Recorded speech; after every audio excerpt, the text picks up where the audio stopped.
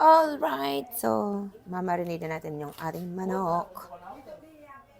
So marinate natin kasi gusto ko na medyo malasa. Pero yun nga, bibigyan natin siya mamaya ng breadcrumbs. Yan. So nag-add ako ng soy sauce and suka. Lasa muna natin yung ating manok. So, 110 to, alam ko 110. So, please, 5 ka na kayong makakain. Tigi-isa for this. So, okay na, sa medianoche, di ba?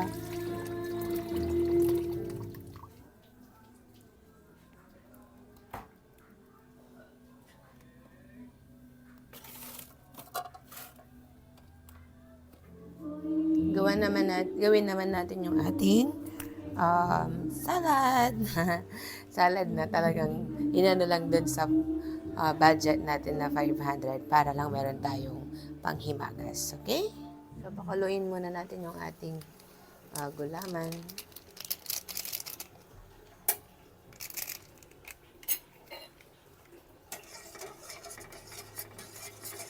Pandagdag lang na dun sa ating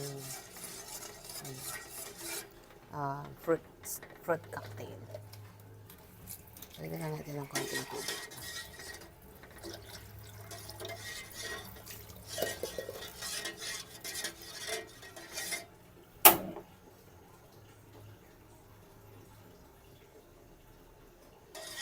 So, next time, siguro mas maaga, gagawa tayo ng another 500 challenge for next year. Let's see kung next year okay pa yung mga presyo. Pero yun nga, nati-challenge lang ako. I personally challenge din sa mga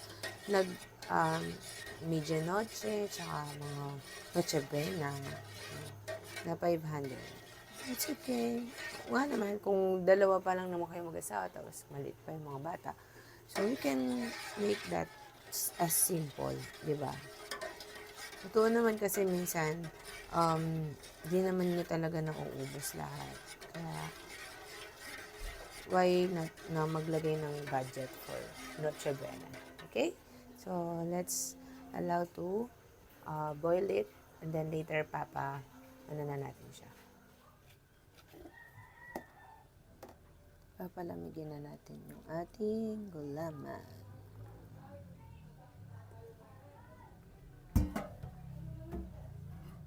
Okay, so let's try to do our... Mamaya natin lalagay yung gulaman. Pero, ano na natin para mamaya. Pagkatapos nito, ilutuin na natin yung sauce ng palabok.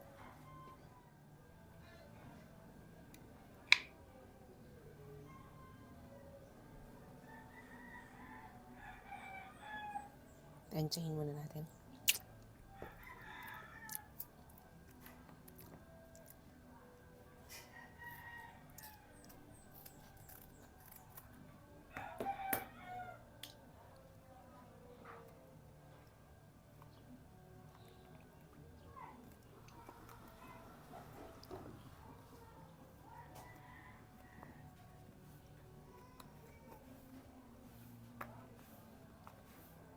Yung mga raisin usually, snacks ng mga anak ko. Kaya ito na lang natira. Actually, bumili ako ng malaki. Kasi kahit araw-araw nila itong kainin, gustong-gusto nila. So, I add those. Konti lang naman. So, let's stir. Hindi ko na linagay yung kondensada kasi feeling ko sobrang tamis. So, mamaya sasakto yung gulaman natin kasi ito medyo maano pa siya. So, sakto yung gulaman natin mamaya dito. Okay, so ito yung ating salad.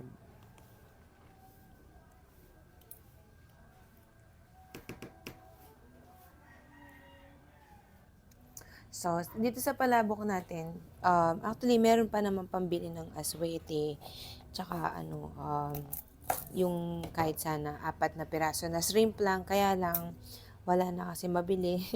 So, pasensya na. Actually, dapat kahapon to na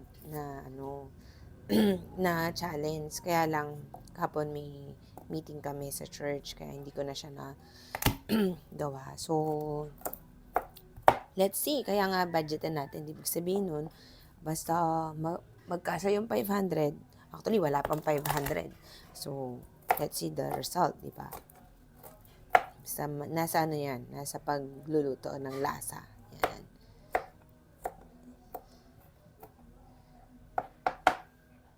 So, ganda natin yung ating sibuyas.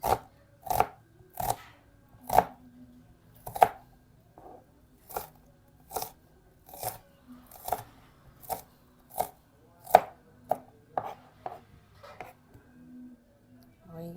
So, ito dahon ng sibuyas para sa topping natin mamaya sa ating palabo.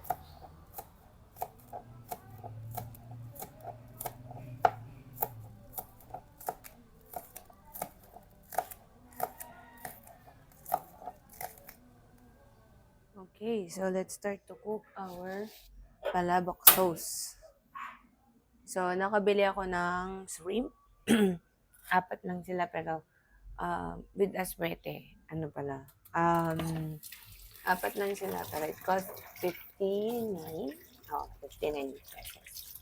Kasama na yung aswete. So, minus 10 siguro. So, 49 pesos.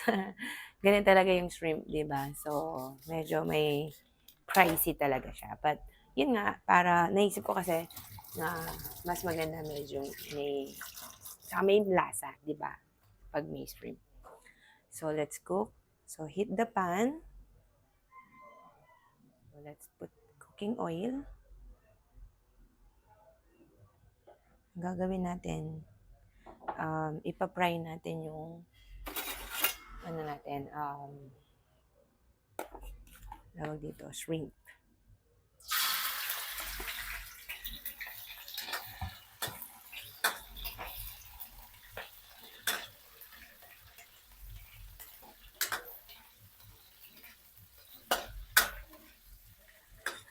Hello!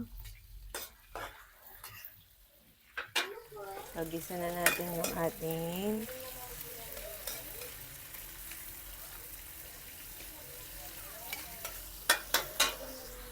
bawang.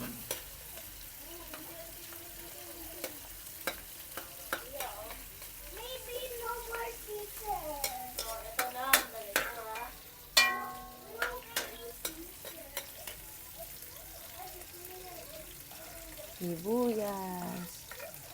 Sibuyas.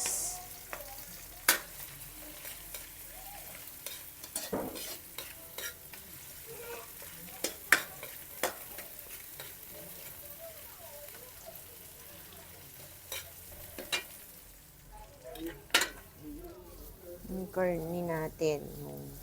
Ayan.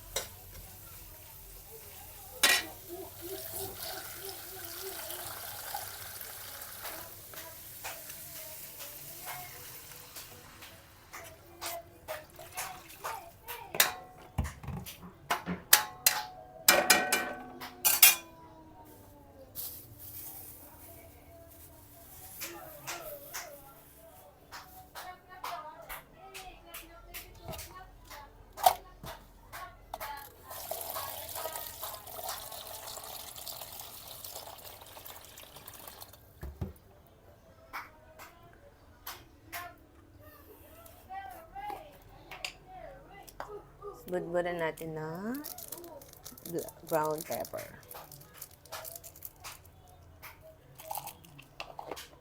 Add seasonings.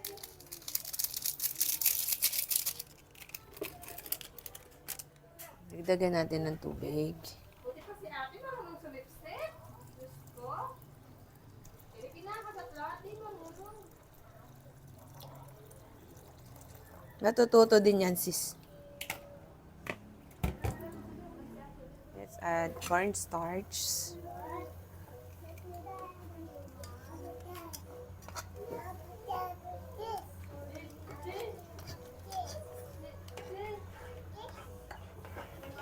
Natin ng aswete.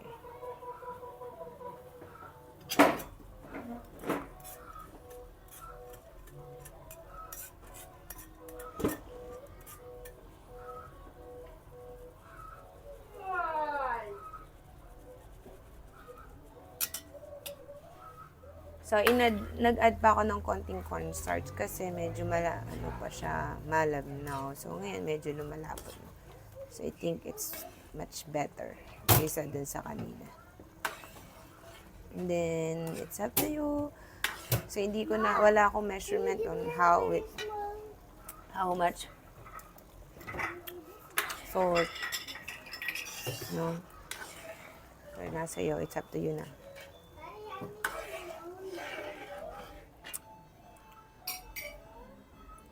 Ay, gumamit kang kain na. Another spoon. It will get ano. Give me another spoon, please. Only.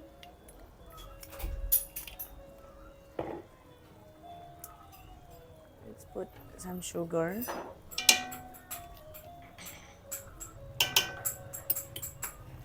So, finish na yung ating palabok sauce. Yan. So, that's our palabok. So, dito naman yung add na natin yung ating gulaman na ginuto kanina.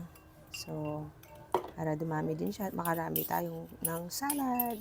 So, sakto naman siya dito sa lalagyan ng pinaglagyan ng ice cream. Yan. So, budget friendly, di ba? Yan. So, takpan na natin. Lagyan natin siya sa freezer. Siya ka siya. May yellow na kasi. Yan.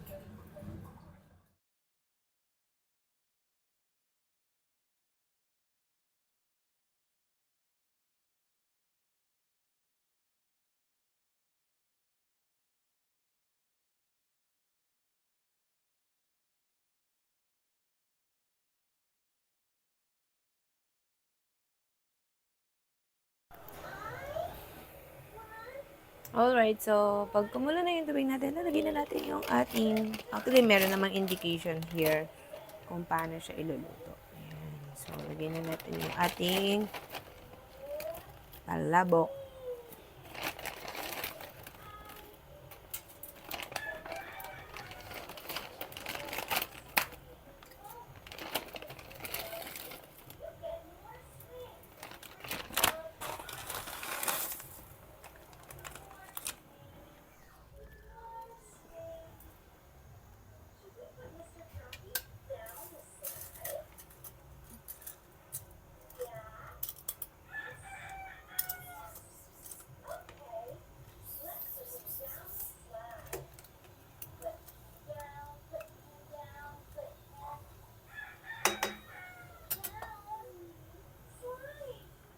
So, konting minuto na lang, matatapos na yung ating pansit luglog o pansit palabok.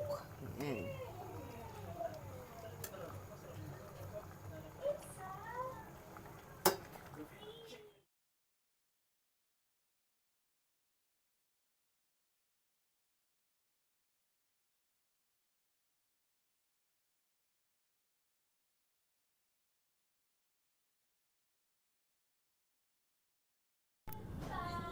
Yan, so, yun nga, linagay na natin si homey pansit. No? Let's prepare so that we can eat.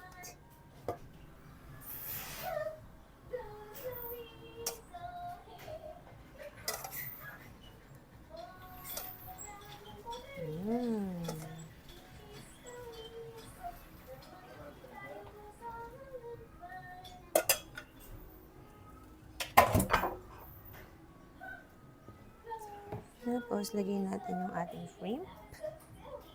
Shrimp.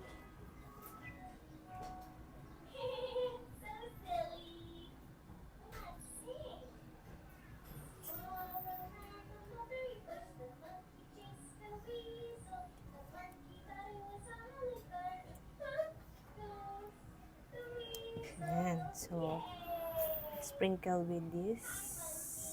Ayan. Ang dahon ng sibuyas.